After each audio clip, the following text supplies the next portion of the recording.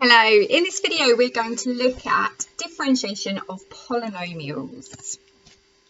Now the general rule we use when we're differentiating a polynomial is that if we have a function x to the power of n, then when we differentiate it, we bring the power down and we lower the power by 1. So let's have a look at some examples that show how we can use this rule.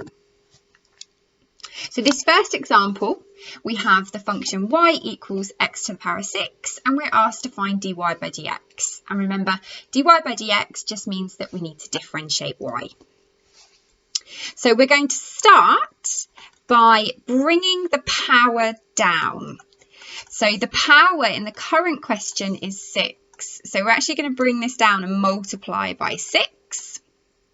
We're going to keep our x term and we're going to subtract 1 from the original power. So the original power was 6. So when we subtract 1, we get a power of 5. So dy by dx is equal to 6x to the power of 5.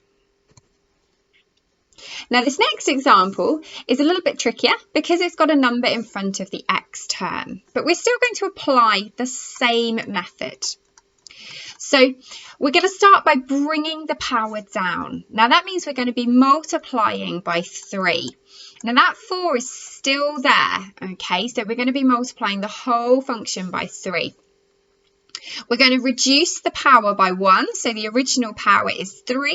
So the new power is going to be 2. Now I just need to tidy up these numbers. So I'm going to work out what 3 times 4 is. So that's going to be 12.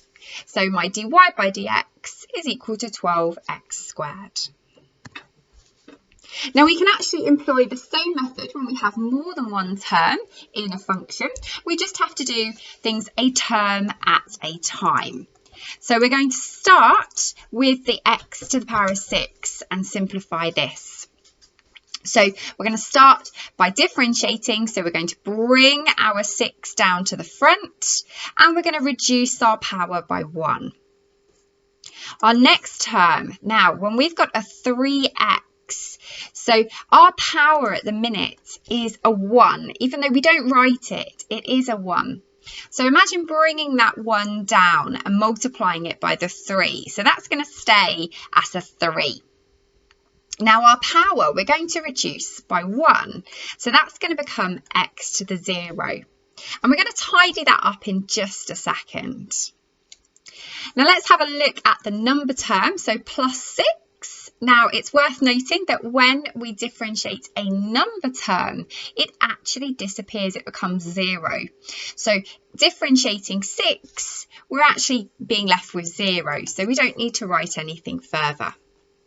Now I said I was going to tidy this up just a little bit more, and that's what I'm going to do because x to the power of 0, you may remember, is equal to 1. So 3x to the power of 0 is just equal to 0. So you could add yourself a couple of new rules for your differentiating. So for example, if you have a function in the form y equals ax, then when you differentiate, you're just going to be left with the number a. That's what happened to our 3x. If you're differentiating a number, you are just going to be left with 0.